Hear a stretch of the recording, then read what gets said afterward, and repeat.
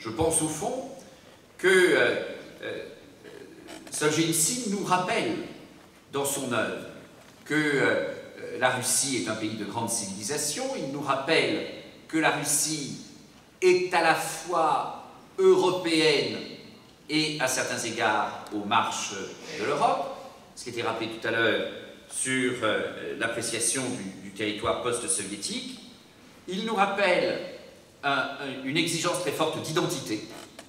Alors je sais bien qu'en France, le débat sur l'identité nationale, tel que le président de la République l'a lancé fin 2009, a été mal perçu par nombre de Français et au fond non revendiqué, y compris par un certain nombre de responsables de la majorité. Mais moi, je suis favorable à un débat sur l'identité, à une réflexion et une affirmation d'identité. Je ne pense pas être réac ou raciste pour dire cela, et ce n'est pas parce que Solzhenitsyn insiste beaucoup, je ne veux pas le forcer dans ce mot, mais quelque part tout de même, il y a dans son œuvre et dans ses réflexions de la fin de sa vie beaucoup de choses sur la notion d'identité. Ça n'est pas le fait même de parler d'identité chacun à sa manière qui doit vous enfermer dans une case.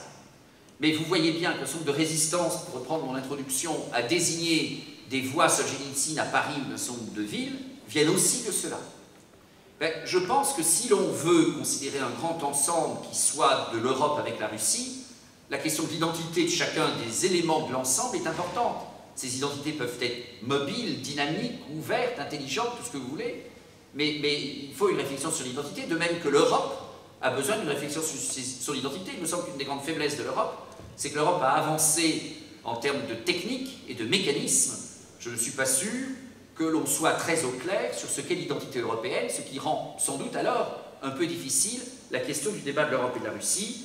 Mais en tout cas, pour le prendre sur le terrain de l'identité ou pour le prendre sur le terrain de l'affirmation géostratégique, la question de la relation de la Russie et de l'Europe me paraît extrêmement importante. Et enfin, le débat est la question de l'appréciation du pouvoir russe et du chemin de la démocratie.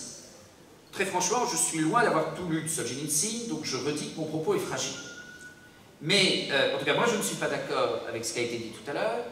Je ne sais pas exactement ce que Solzhenitsyn a dit sur le fait que l'histoire de la Russie c'est compliqué, que le pays, au fond, n'a jamais été une démocratie et qu'il est normal qu'il faille beaucoup de temps pour que ça devienne une démocratie et qu'il faudrait être patient, indulgent et généreux là-dessus. En tout cas, ce n'est pas ce que j'avais dans ma culture quand j'avais 15 ans en 1974, et ce n'est pas ce que j'ai envie d'entendre. Différemment de cela, assumer que la situation est complexe, regardez quel est l'état des forces en Russie aujourd'hui, quels sont les responsables possibles, quelles sont les élites disponibles, et considérer qu'il ne suffit pas de constater les défaillances du pouvoir pour trouver spontanément une solution de remplacement.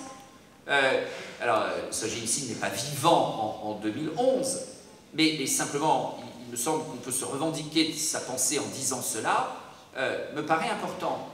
Donc je ne crois pas, en tout cas moi je n'ai pas envie d'entendre qu'on serait sur un chemin nécessairement long parce que les gènes russes feraient une certaine mauvaise disposition naturelle à la démocratie et il faudrait attendre longtemps pour cela. Je crois que c'est tout simplement d'assumer la complexité des choses et de regarder aussi quelles sont les forces disponibles à un moment donné. Et si on n'a pas mieux, on fait avec ce qu'on a. Pour autant, on le fait sans illusion. Je pense qu'il y a de ça. Certains ont dit, mais comment a-t-il pu accepter tels honneurs, tel prix, telle reconnaissance, telle rencontre? Je pense qu'il n'a pas échappé, même si la critique a été vive, mais l'histoire, l'identité de Vladimir Poutine est quelque chose qui n'était évidemment pas ignoré de Solzhenitsyn. Mais le principe de réalité, la notion d'une certaine manière de compromis de la vie, ce qui n'est en rien incompatible avec l'affirmation des convictions, est aussi quelque chose que l'on peut entendre, je pense. Donc cette idée, qui est toujours compliquée quand on parle de la Russie, parce qu'au fond, en tout cas quand on est homme politique et qu'on rencontre des hommes d'affaires, les hommes d'affaires passent leur temps, et encore au début du mois, certains d'entre eux me le disaient à Moscou, à nous dire, mais attendez, faites taire Marie Gégaud dans Le Monde, ou faites taire un tel, on nous embête trop avec les questions de droits de l'homme, vous ne voulez pas voir ce qui est positif en Russie, tout va bien, et on avance, notre seul problème c'est de savoir en combien de jours on a notre visa. Et soit vous êtes donc dans une position qualifiée d'hypercritique et en Russie tout va mal, ou alors vous êtes sur des lignes qui me paraissent tout de même assez aveugles à un certain nombre de difficultés qui peuvent se présenter. Je pense que pour l'homme politique que je suis impliqué sur les questions russes, il peut y avoir un entre-deux, qui est de constater que le progrès démocratique n'est tout de même pas réalisé à une vitesse faramineuse, qu'un certain nombre d'espoirs qui avaient été placés en Medvedev ne sont peut-être pas tout à fait réalisés, et qu'en même temps, il peut y avoir aussi des éléments de progrès, et que de toute manière, les solutions alternatives ne sont pas si faciles à identifier. Au fond, le principe de réalité, mais qui ne doit en rien interdire d'affirmer des convictions. Ce n'est pas de la schizophrénie, mais je crois que ça peut être une attitude raisonnable sur le plan politique, tout comme il me semble, et je parle sous le contrôle de son fils et de ceux ici qui le connaissent mieux personnellement ou au titre de vos travaux académiques, il me semble qu'il y a aussi de cela dans la relation de Solzhenitsyn avec la Russie sur la fin de sa vie, en tout cas dans l'époque post-soviétique, et après son retour.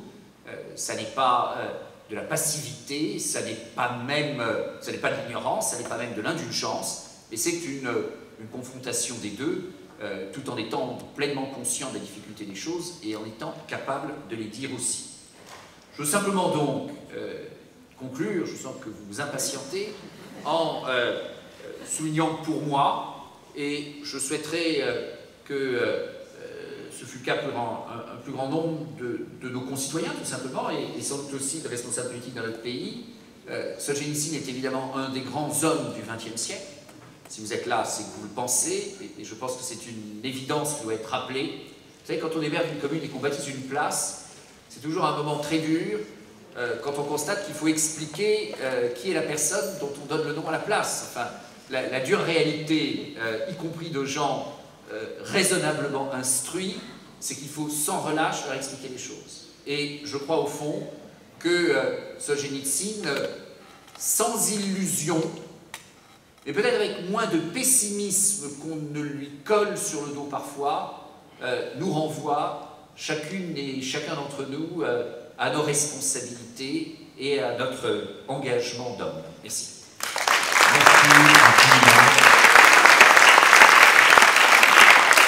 Je vous rassure, l'homme politique n'a pas été plus patient que le spécialiste. Merci.